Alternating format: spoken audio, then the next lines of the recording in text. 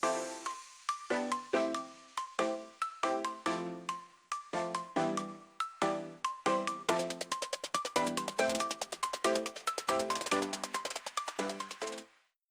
guys, welcome to A Million Things About Japan. I'm Machiko. On each episode, I would like to introduce things related to Japan. It can be Japanese food, culture, customs, and more, but something unique, something really Japanese, and hopefully something new to you. So please subscribe to the channel and find out what Japan has to offer. よろしくお願いします。Today, I would like to introduce one of the popular tourist spots in Kanto, which is on the east side of Japan. It is an island called Enoshima. Enoshima is in Fujisawa City in Kanagawa Prefecture, which is next to Tokyo. Fujisawa is actually my hometown. I was born and raised in Fujisawa and lived there until I was 21. If you know of the popular comic or anime Slam Dunk, there is an iconic train running along the coastline. It is known as Enoden, and it is a famous part of the Enoshima and Kamakura area. It was a train I rode daily to get to my high school. I used to run along the beach as part of my basketball club training. During the summer, I spent time at the beach in Enoshima and watched the fireworks there too. So, Enoshima was a part of my daily life for as long as I can remember, but I don't remember ever going to the island. Anyway, we decided to explore Enoshima Island the other day. There are many things to do, such as visiting the shrines, trying some street food, or enjoying the beautiful ocean views. I want to introduce some spots I recommend you visit. Here we go. Enoshima is easy to access from the Tokyo area. You can take the Odakyu line from Shinjuku Station to Fujisawa Station, and then transfer to Katase Enoshima Station. It takes about an hour. Also, there is the option to take the green Enoden tram from Fujisawa Station. It is a very popular and cool experience. The Enoden also has an unlimited day pass available. With it, you can get on and off the Enoden at any stop to explore the area. For today, we decided to stick to the Odakyu line. We got off at Katase Enoshima Station. We visited this area for the previous episode about Tenugui in Enoshima. If you are interested in that, please check it out. To the right is a long bridge to go to Enoshima Island. It is called Bentenbashi. Depending on the weather, you can see beautiful Mount Fuji too. Please look around and hopefully you can see it. There is also a ferry service to take you to the far side of the island, but it was suspended on the day we visited. Once you cross the bridge, there is only one street to start exploring the island. You will see a cloud, so you don't have to worry about getting lost. There is a bronze torii gate, and this is the first landmark you want to head to. From there, you will see many street food stalls that sell things like the popular shrimp crackers. There are many restaurants and souvenir shops along this narrow street. It goes up a slope, so be sure to bring comfortable shoes. After browsing some souvenir shops, we saw a food stall selling blue-colored soft serve. It is called denim soft. So we tried the denim soft serve. It tasted like ramune, and by adding the free grape sauce, it tasted pretty good. The food stall is next to a store that sells Okayama denim, which is famous from Okayama Prefecture.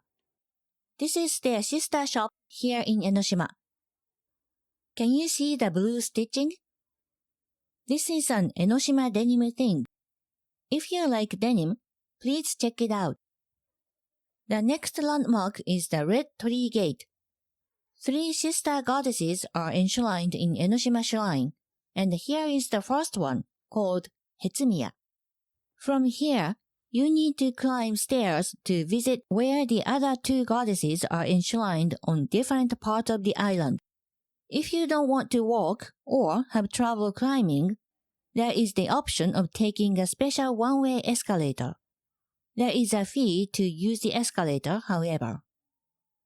The second area is called Nakatsumiya. It seemed like this one was the biggest, and I saw omikuji and Emma there. Omikuji is the small paper slip which can tell you your fortune for a small donation. They are ranked from good to bad. Let's try it. First, put 100 yen into the slot and select which one you want. How to select your fortune depends on omikuji. Some, you shake a container and it tells you which number your fortune is. At others like this one, you pick a slip of paper from a box. Let's open it. Yay! I got Daikichi, which is the best of luck. It says, no matter what I do, it will bring luck. Sounds good to me. Let's hope for the channel's success and many more subscribers. If you get Daikyo, which is great misfortune, or even Kyo, which is not as bad, don't worry. In that case, you should tie your paper slip to the designated place to leave your bad luck behind. Japanese people also think Daikyo may be a kind of good sign, because that means your path will only go up from now on. Unfortunately, omikuji at Enoshima Shrine didn't come with an English translation, but if you do the omikuji at Sensoji Temple in Asakusa, or Meiji Shrine, for example, you will see an English translation too. This is a bit unique, I think. You can see these round Emma tablets look a little different. They are written by people who are wishing for beauty, since Enoshima Shrine is to worship goddesses. These are the usual Emma tablets you can see at many shrines and temples. Emma is a wooden tablet you can write your wish or prayer on. Emma comes from the kanji for picture and horse in Japanese. In the past, people believed horses were the vehicle of the gods, and they donated real horses. But nowadays, people write their wishes on Emma tablets to dedicate to the shrine instead. The Emma for this shrine has an illustration of a dragon and a goddess, because of the legend of Enoshima. The legend is about love, and goes like this. There was a 5-headed dragon called Gozuryu. The dragon was terrifying and always did bad things. One day, a big earthquake happened and it continued for 10 days. Then, suddenly, a beautiful goddess, Benzaiten, appeared from the sky. She dropped a stone and this turned into Enoshima Island. The dragon fell in love with the goddess at first glance and proposed to her. But the goddess turned the dragon down because of his bad actions. The dragon was sad and promised her to do good things and become a good dragon.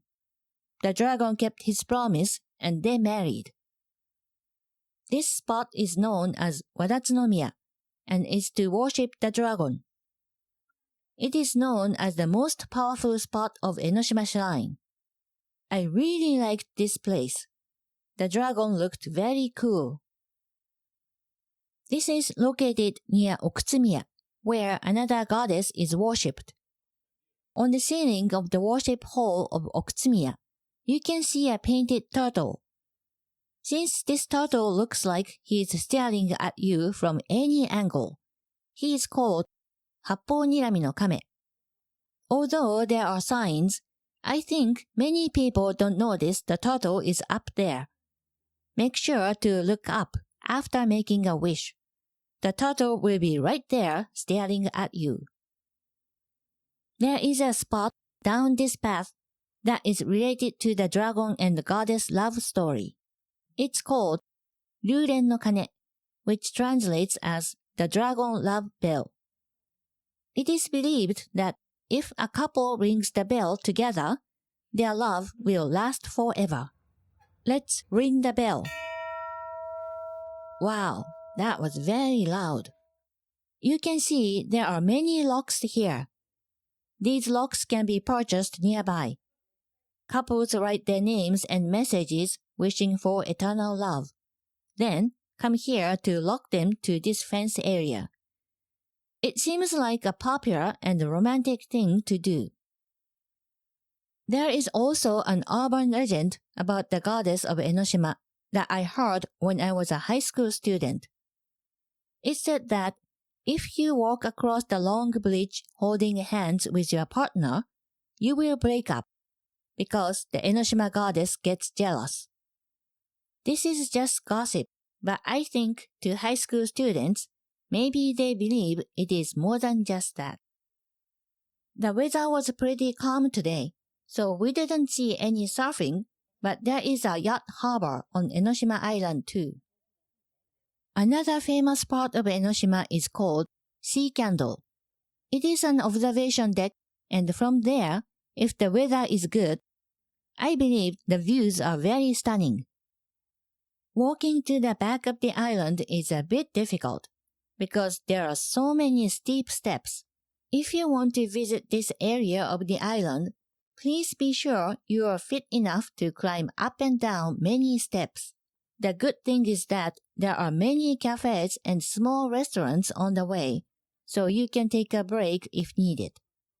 The final destination is the Iwaya Caves.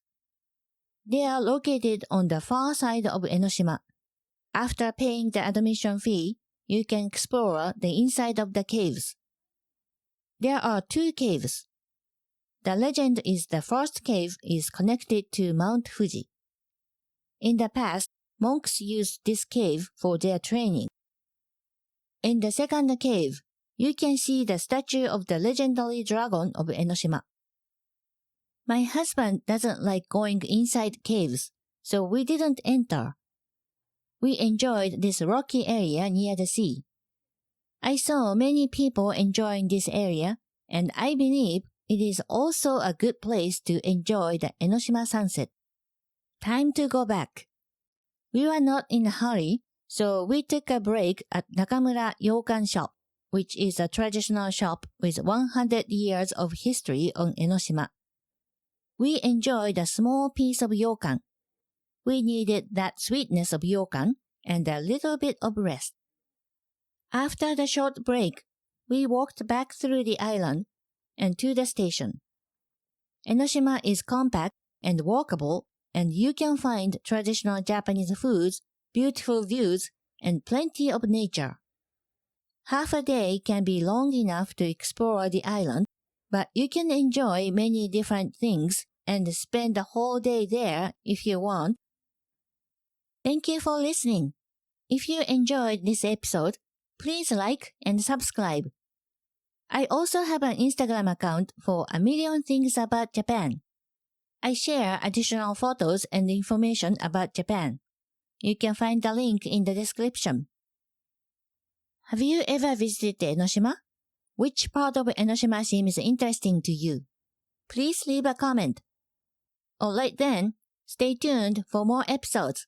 まったね。